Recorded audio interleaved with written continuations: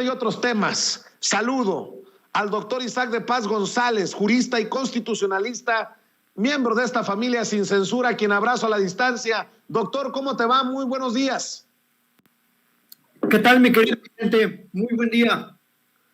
Oye, doctor, pues dice Marco Cortés, el todólogo de Marco Cortés, que es inconstitucional esto, que aplaude, que de saque ya lleven la de ganar con un ministro que habla de modificar la pregunta en la consulta de revocación de mandato. ¿Cómo ves esta situación en la Suprema Corte de Justicia de la Nación a un cuarto para la hora? ¿Qué cosas, digo, que el ministro hable de cambiar la pregunta de la consulta de revocación de mandato a solo, ¿qué? 2-3 meses de la consulta? Eso, Vicente, es lo que está acostumbrado a hacer el panismo, a atacar la independencia judicial. Eso que dice de cabildeo no es otra cosa más que ir con grupos políticos o hacer una serie de llamadas o de acercamientos que significan una presión política para la Corte. Eso es un ataque frontal a la independencia judicial de la Suprema Corte. Si la Suprema Corte está por discutir y si el proyecto del ministro Pardo Rebolledo, si no me equivoco, dice que, bueno, hay que cambiar la pregunta, bueno, que lo discuta la Corte, que le haga su análisis constitucional que tiene que hacer y ya. Pero en este momento ni los partidos ni nadie puede hablar de cabildear en la Corte, porque como tú bien dices, ¿qué significa cabildeo? Significa presión. Y recordemos que es el panismo, que es Felipe Calderón, que es Lozano, en aquel momento Gómez Montt, quienes presionaron muchísimo a la Corte en muchos casos, en el caso ABC, en el caso de Lidia Cacho, incluso en la ley Televisa. Es decir, el panismo está acostumbrado a amenazar, a amedrentar, y a eso le llama cabildeo. Creo que muy claramente lo dijo el señor ministro presidente de la Suprema Corte, Arturo Saldívar, que él fue presionado en determinado momento por la administración de Felipe Calderón. Entonces, no es tan raro que Marco Cortés hable de un cabildeo. En la Corte no se va a cabildear. En la Corte este procedimiento es un procedimiento estrictamente constitucional. No hay partes involucradas, o sea, no hay un actor, no hay un demandado. Porque cuando hay esas partes, claro que sí, por supuesto que las secretarias en la Corte, los secretarios son receptivos y escuchan de alguna manera las dudas que pudieran tener las partes. El famoso alegato de orejas, si se me permite la expresión, pero en este procedimiento de revisión de la constitucionalidad de la pregunta de la consulta popular, en este caso de la revocación de mandato, no se vale que un actor político como Marco Cortés, pero bueno, dada su bajeza intelectual, creo que se entiende que hable de estos términos de cabildeo, cuando en realidad lo que quieren hacer es presionar políticamente a la Corte. Creo que la Corte no lo va a permitir. Que se discuta el proyecto de la pregunta, yo considero que tiene que ser obviamente ratificación o revocación, porque si no pierde su naturaleza. Y ya, Vicente, o sea, la verdad es que muy lamentable la declaración de este señor, muy torpe, es un tipo muy vulgar políticamente hablando, ignorante en cuanto a los procedimientos constitucionales, y qué lástima. Y eso a mí me parece, un ataque a la independencia de la Corte. Pues no decían desde el PAN que el que atacaba la independencia del Poder Judicial, de la Corte, era el presidente Andrés Manuel López Obrador. Y qué bueno que te expresas así, doctor, porque yo también me quedé rascándome la cabeza. Cabildeo en la Suprema Corte de Justicia de la Nación, cabildeo en el Congreso, cabildeo entre senadores, cabildeo entre diputados, pero los ministros van a lo suyo. ¿Qué cabildeo ni qué chingados? Pues sí, además, te digo, es un procedimiento que se llama de análisis abstracto. Es decir, la Corte no tiene que escuchar a nadie. Ellos, a raíz de su conocimiento, su experiencia constitucional y también sus muy particulares opiniones de la democracia participativa, van a llegar a una resolución de la pregunta. Yo creo que está bien hecha la pregunta, un poquito larga, pero bueno, sirve también para que la gente reflexione, la leamos con calma, se difunda y podamos participar quienes tenemos interés en la democracia directa. Entonces, no tiene aquí nada que hacer ese intento de interferencia por parte de los partidos, ni mucho menos hablar de un cabildeo. Creo que es una total torpeza y, por supuesto, un ataque a la independencia de la Corte. Eso así es. Un ataque a la independencia judicial, lo que dijo Marco Cortés. Aprovechando la recta, ¿qué tan legal o ilegal es el cabildeo en México? Te lo pregunto porque yo sé de cabildeo en Estados Unidos. Hay normas, hay regulación, se tienen que inscribir, se tiene que documentar el cabildeo, quiénes son cabilderos, quiénes no. En México, ¿es legal el cabildeo? ¿Y cómo? ¿Qué es lo que sabes?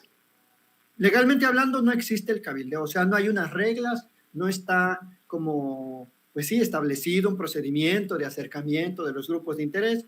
Se supone que aquí la representación política es genuina, o sea, que genuinamente los legisladores, las legisladoras representan al pueblo y no tiene que haber como grupos de presión, pero existe de facto, o sea, siempre hay reuniones, siempre hay acercamientos de los grupos de poder, existe de facto, digamos, tampoco está como sancionado que eso exista, o sea, tampoco está prohibido que los grupos parlamentarios se reúnan con empresarios. Bueno, acabamos de ver cómo el director del INE se reúne con los partidos, no está prohibido per se, es, digamos, sí muy reprobable que cierto tipo de cabildeo de facto que existe en México pretenda imponer una agenda, por ejemplo, en este caso de la reforma energética, pretende imponer la agenda de los puros intereses elitistas, de las grandes corporaciones, y creo que eso es lo muy reprobable. Pero fuera de eso, no existen reglas ni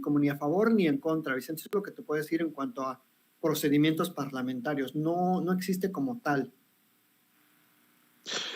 Mi querido doctor, si me permites también plantearte un par de temas más.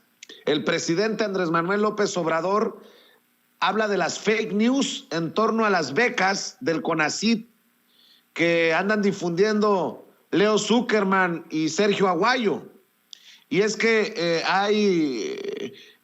existe esta narrativa, sobre todo en redes sociales, de que van en contra del CIDE, en contra de los académicos, en contra de los científicos, que hasta amagan con quitarle becas a aquellos que se manifiesten en el extranjero, y que otra de las causales para suspender la beca es que las becarias estén embarazadas, algo que me parece muy bajo, y ayer también lo discutíamos en mesa de diálogo con Carla Mote y con Renata Turrent. Dame tu opinión de esto, doctor.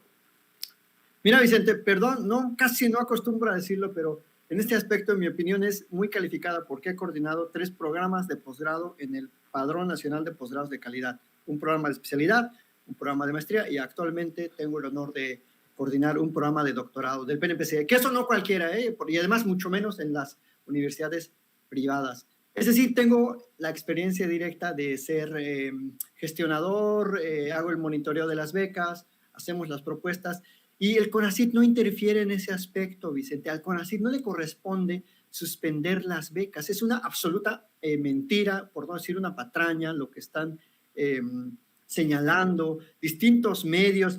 Lo más penoso es que gente que se dedica a la investigación, que tomó un screenshot, que se puso a leer el Reglamento Nacional de Becas, que existe, por cierto, como tal, con este diseño normativo desde el 2008, y que efectivamente en su artículo 19 dice que al becario mexicano en el extranjero o al extranjero en México se le impone como obligación abstenerse de participar en manifestaciones políticas. Así dice el reglamento. No dice que se le va a suspender, porque además, Vicente, te reitero, el CONACYT no suspende las becas. Las becas las proponemos los comités de posgrado. El comité de posgrado hace un análisis, una propuesta, y CONACYT lo único que hace es como pagar, digamos, dar el dinero de la beca. Pero quien puede suspender una beca es el comité del posgrado, o sea, la institución en la que esté estudiando. Y si acaso en este debate estaría a discusión cómo nos conducimos los comités de posgrado, o por qué una facultad o una institución suspende o revoca o cancela una beca.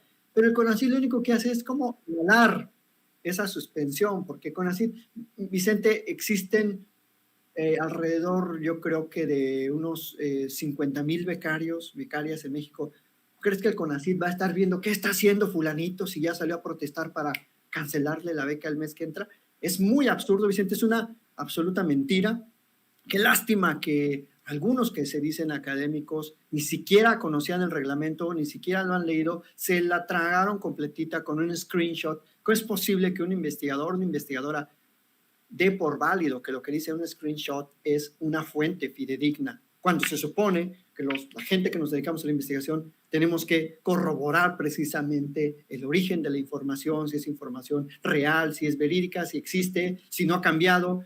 Y bueno, esto que señaló el presidente de las fake news, sobre todo en contra de CONACYT, llama mucho la atención porque desde el 2019 y 2020, y el año, como en más o menos 15,000, mucho más de lo que aumentó en el periodo, por ejemplo, de Peña Nieto, que solo aumentó en los 6 años a como entre 6 y 8,000 nuevas personas en el sistema nacional. Ahorita ya va el doble en menos de 3 años. ¿Qué quiere decir eso? Que se está destinando por lo menos a la gente que se dedica a investigar directamente, a la entrega de becas, a quienes investigamos, al doble. Es decir, ya va un número como de aproximadamente 15,000 personas en esta primera parte del sexenio. Y así te podría ir diciendo que hay más programas ahora en el Padrón Nacional de Posgrados de Calidad, lo que implica que hay más becas para estudiantes, hombres y mujeres que estudian el posgrado. Hay convocatorias para proyectos de ciencia básica, de ciencia de frontera, de programas nacionales estratégicos. Y les duele a muchos de la academia elitista que se está descentralizando el CONACYT, que ya no solamente es el apoyo es para la gente que estudia y trabaja en México, sino en la Ciudad de México, perdón, sino en otros. Hay apoyos ahora para el año pasado, por ejemplo, acá en la Universidad Autónoma dieron un apoyo para un proyecto para gente joven que se dedica a la divulgación de la ciencia, para que se incorpore gente, por ejemplo, de San Quintín, gente originaria de pueblos indígenas, y eso no gusta a mucha gente, porque mucha gente vive en este chilangocentrismo académico que quiere acaparar todo. Entonces, de ahí se desprenden los ataques. Y luego, claro, lo vinculan como que, el ataque al CIDE y otras tantas mentiras que hay, Vicente. La verdad es que es muy lamentable que como comunidad estemos dándole jugada a noticias tendenciosas y totalmente falsas. Pues qué bueno que lo aclaras, con todo el conocimiento, con toda la autoridad moral. Por eso, qué afortunados somos en Sin Censura de que lo estés diciendo aquí, querido Isaac de Paz González. Oye, doctor, ¿por qué no vemos y escuchamos el reto? Bueno, la invitación que lanza el presidente Andrés Manuel López Obrador al Diablo Fernández, el dueño de FEMSA, el dueño de OXXO. Todo ocurrió en la mañanera y creo que pone en jaque a uno de los hombres más ricos de México y uno de los hombres más anti López Obrador entre los empresarios. Dice que hasta se va a ahorrar la publicidad. Este es el reto que lanza el presidente. Ya le voy a decir por qué. Y ojalá y venga el señor Fernández, sí, ojalá. O sea, y va a ser bien tratado de manera respetuosa y que traiga sus argumentos o sus técnicos, ¿sí? Está invitado, porque esto ayuda mucho a aclarar las cosas. Además, se van a ahorrar dinero porque no van a tener que estar pagando publicidad. Es el reto que lanza el presidente Andrés Manuel López Obrador al dueño de los OXXO. Y es que la Comisión Federal de Electricidad ha explicado en la mañanera con datos por qué OXXO asume que el pueblo es tonto con sus mentiras. Y es que OXXO ya sacó su propia narrativa con videillos ahí muy pedorros. Perdón, doctor, tú eres muy propio, pero yo lo voy a decir así, con videos muy hasta estúpidos. Así los representantes de la Comisión Federal de Electricidad le han respondido a OXXO en la mañanera por la llamada propaganda negra contra la iniciativa de reforma eléctrica que impulsa el dueño de FEMSA, José Antonio Fernández Carvajal, el Diablo. Es falso lo que dice OXXO lo que plantea en los medios tradicionales de que paga lo justo y que protegen al medio ambiente obteniendo energía limpia. Asumen que el pueblo es tonto, doctor. Sí, Vicente, asumen que no conocemos los Oxxos y bueno, quien alguna vez ha ido, y si no, le pido por favor al público que cuente cuántos refrigeradores tiene un Oxxo. Tienen entre 25 y 30 refrigeradores, nada más. Y bueno, hace rato presentaron claramente los porcentajes, esta desventaja de las energías intermitentes bajo las cuales Oxxo supuestamente se justifica para decir que su energía es más barata y es limpia y que la de CFE es más cara y es sucia. Creo que es una ofensa incluso, como tú bien dices, como lo dice el presidente, a la inteligencia de la gente, que pues pagamos nuestros recibos mes con mes, que sabemos lo que consumimos y que se nota claramente cómo Oxxo se ha aprovechado de la infraestructura, pero no solo Oxxo, todas esas supuestas empresas limpias se han aprovechado de la infraestructura que le ha costado al pueblo de México. Ni un solo cable, ni una sola torre, ni un solo desbroce de camino, ni un solo fierro, ni un solo material. Esas empresas han puesto de toda la infraestructura y capacidad eléctrica que tiene la nación y que no es de ahorita, que viene desde que el generalísimo Lázaro Cárdenas expropió a la compañía El Águila, a esa compañía inglesa y estadounidense, las instalaciones de aquel momento. Entonces, pues, qué importante es que, a ver si es cierto que el Diablo Fernández le quiere entrar al debate objetivo, al análisis de los datos y que vaya a la mañanera, o que lleve, como dijo el presidente, a sus ingenieros o a sus técnicos y pues a ver quién está mintiendo y a ver quién está subsidiando a quién, porque es muy, muy injusto, muy ofensivo que el pueblo estemos subsidiando a todas esas grandes empresas, sobre todo porque son empresas que han desplazado las economías familiares de las